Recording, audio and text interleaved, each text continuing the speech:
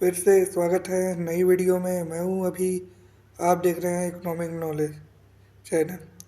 तो आज हम बात करेंगे रिन्यूएबल एनर्जी सेक्टर एनालिसिस की। तो हम इस सेक्टर को एनालिसिस करते हैं। सबसे पहले हम एजेंडा देख लेते हैं, क्या क्या कवर करेंगे। ओवरव्यू और टेक्नोलॉजी बात करेंगे। डेफिनेशन हो गया, की ड्राइवर हो गया, सोलर एनर्जी हो गया, विंड एनर्जी हो गया। यहाँ से रिलेटेड आज हम बात करेंगे।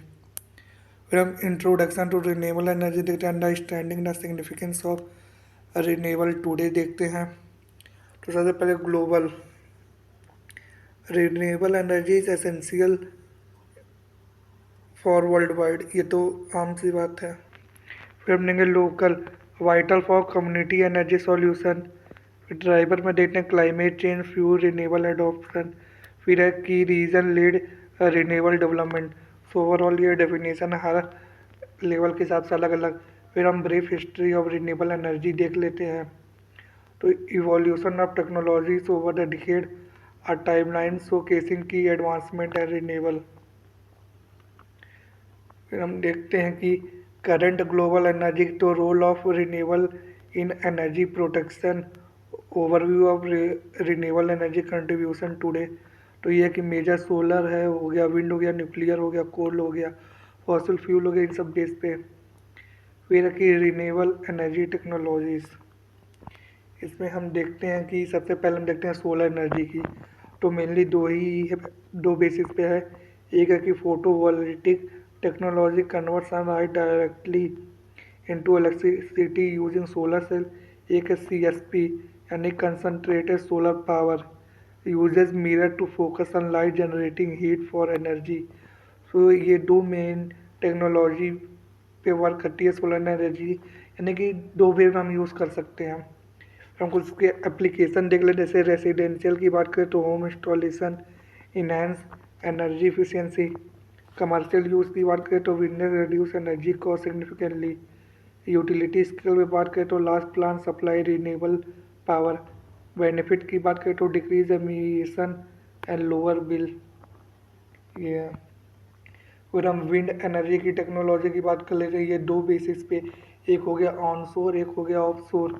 ऑनशोर की बात करें तो onshore wind turbine harness wind energy effectively in land rich area for power.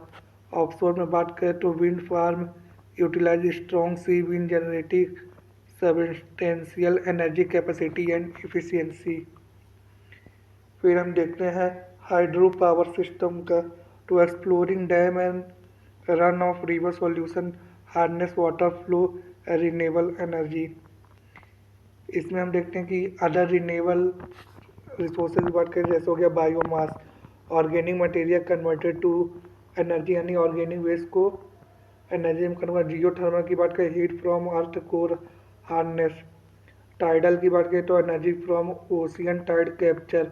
Wave की बात करें तो power generation from ocean wave. ये कुछ अलग सोर्स भी हैं रिन्यूएबल एनर्जी के, बट मेनली सोलर और विंड चलते हैं। बात कर लेते हैं कुछ फैक्ट की। तो 85% ग्लोबल रिन्यूएबल एनर्जी कैपेसिटी। फिर है 50% कॉल रिडक्शन इन 2010। फिर है 2 billion people lacking energy access. तो कुछ अचीवमेंट है। फिर हम मार्केट एनालिसिस देख लेते हैं। बात करें global renewable energy market growth की, तो चार्ट के बेसिस पे शो हो ही रहा कि काफ़ी वास्ट ग्रोथ है, यानी काफ़ी ज़्यादा पोटेंशियल है रिन्यूएबल एनर्जी मार्केट में, और काफ़ी तेज़ी से आगे भी बढ़ रहा है। फिर हम लीडिंग कंट्री की बात करें तो कैपेसिटी की बात करें तो द टॉप कंट्री शो के significant installation capacity renewable energy technology. Investment के टर्म में देखा जाए तो country are increasing investment to accelerate renewable energy growth and innovation, यानी कि काफ़ी ज़्यादा पैसा लग रहा है रिन्यूएबल एनर्जी सेक्टर में, उसके ग्रोथ में लेके हर चीज़ में। फिर हम की इंडस्ट्री प्लेयर देख रहे थे रिन्यूएबल एनर्जी में, तो मैन्युफैक्चर हो गया, डेवलप हो गया, यूटिलिटी कंपनी हो गया। तो यहाँ पे मैनी कंपनी आप लोग देख सकते हैं कितने हैं, गिनती नहीं कर पा रहा हूँ मैं, बहुत ढेर सारे कंपनी हैं जो कि रिन्यूएबल एनर्जी पे बेट की हुई हैं, उनके मैन्युफैक्चरिंग डेवलपिंग हर चीज़ में। फिर policy framework supporting renewable energy growth में देख लेते हैं। इसमें understanding regulation and incentive in the sector. Government action influence market expansion and dynamic. बाकी तो पॉलिसी तो हर कंट्री फोकस कर रही है रिन्यूएबल डेवलपमेंट में, क्योंकि उनको नेट कार्बन एमिशन अचीव करना है, जो भी टारगेट वो लिए हैं पर्टिकुलर ईयर का। तो बात की जाए पॉलिसी का तो सिंप्लीफाई रहता है चाहे जिस भी देश में हो। ये है। फिर हम देखते हैं इन्वायरमेंटल एंड इकोनॉमिक इम्पैक्ट। इसमें हम इन्वायरमेंटल बेनिफिट की बात करें तो एमिशन सबसे पहले, significant reduction in green house gases. Air quality की बात की जाए तो improve health from cleaner air. Sustainability में देखा जाए तो renewable resources preserve ecosystem. Impact की बात की जाए तो enhance biodiversity and community resilience. तो ओवरऑल ये कुछ बेनिफिट हैं जो कि इन्वायरमेंट में पड़ता है। फिर हम इकोनॉमिक इम्पैक्ट देख लेते हैं तो job, significant employment opportunity created हो गया। कॉस्ट की बात की जाए तो decrease energy cost over time. Security की बात की जाए तो enhance energy independence and stability. Benefit की बात की जाए तो improve community and local engagement. तो कुछ इकोनॉमिक इम्पैक्ट पड़ता है रिन्यूएबल एनर्जी की वजह से। फिर हम देखते हैं social benefit of renewable energy, enhance community access and development. Renewable project empower community with sustainable energy. फिर हम देखते हैं potential environmental challenge of renewable, तो examine land use and wildlife impact. यानी कि काफ़ी बड़ा लैंड एरिया यूज़ होता है इसके लिए, जिसकी वजह से वाइल्ड लाइफ इम्पैक्ट हो जाती है। बड़े बड़े एरिया तक सोलर पैनल ही लगेंगे। काफ़ी जगह ऐसा रहता है कि काफ़ी जंगल काट के कुछ हिस्सा आ जाता है, कुछ डेजर्ट। तो ओवरऑल देखा जाए तो बहुत बड़े बड़े लेवल पर लगते हैं, जिसकी वजह से जो वहाँ के वाइल्ड लाइफ और वहाँ की स्पीसीज उनको हैम्पर होता है। तो कुछ इन्वायरमेंटल चैलेंजेस हैं। फिर हम चैलेंजेस अहेड देख लेते हैं। तो सबसे पहले हम देखते हैं टेक्निकल चैलेंजेस। इसमें है intermittency, energy supply varies by weather. Storage में देखते हैं limited capacity for energy retention. Grid में टेक्निकल चैलेंज देख लेते हैं कि infrastructure need modernization and upgrade. Integration की बात की जाए connecting diverse energy source efficiently. तो बात करें टेक्निकल चैलेंज में तो काफ़ी ज़्यादा टेक्निकल चैलेंजेस आ रहे हैं, क्योंकि रिन्यूएबल एनर्जी अभी कुछ ही डिकेड से आया, तो इनमें काफ़ी इनोवेशन काफ़ी डेवलपमेंट बाकी है। इसी वजह से काफ़ी चैलेंजेस आ रहे हैं।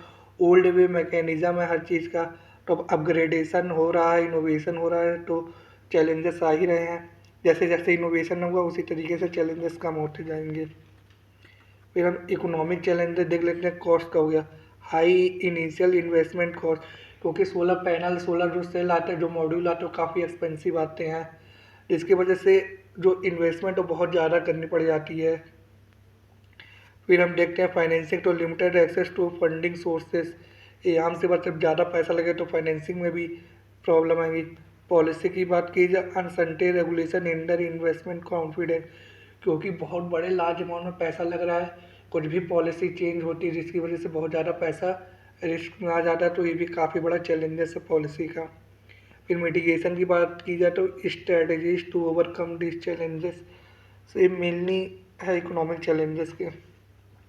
फिर हम देखते हैं कुछ अदर चैलेंजेस, जैसे हो गया acceptance, building trust in renewable energy. फिर है barrier, navigating complex regulation effectively. फिर है overcoming strategies for engaging community. फिर है support important of policy advocacy. फिर कुछ अदर चैलेंजेस है जो कि सेटअप करने में आते हैं रिन्यूएबल एनर्जी के बड़े बड़े प्रोजेक्ट, बड़े बड़े इंफ्रास्ट्रक्चर को। फिर हम इमर्जिंग ट्रेंड की बात की जाए तो स्मार्ट ग्रिड काफ़ी ज़्यादा फोकस में है। फिर डिजिटलाइजेशन है। बात करते हैं स्मार्ट ग्रिड में तो integrated network, optimise electricity distribution, enhancing efficiency and reliability for consumer. फिर है डिजिटलाइजेशन की बात करें जो advance technology improve data management, enabling smarter energy usage and system monitoring, से कुछ इमर्जिंग ट्रेंड है। फिर हम देखते हैं फ्यूचर सिनारियोज, तो इसमें सबसे पहले देखते हैं प्रोजेक्शन की। Anticipating renewable energy growth trend by 2030 suggest significant capacity increase globally. फिर बात की जाए इनोवेशन की, तो emerging technology will drive efficiency and sustainability in the renewable energy sector, से कुछ फ्यूचर सिनारियो हैं। फिर अगर यहाँ तक देख लिया तो हमारे साथ जुड़े रहिए, हम आपको ऐसी वीडियो लाते रहेंगे। तो दिल से धन्यवाद, सब्सक्राइब करना ना भूलें। मिलते हैं नेक्स्ट वीडियो में नए टॉपिक के साथ, तब तक के लिए टेक केयर, बाय।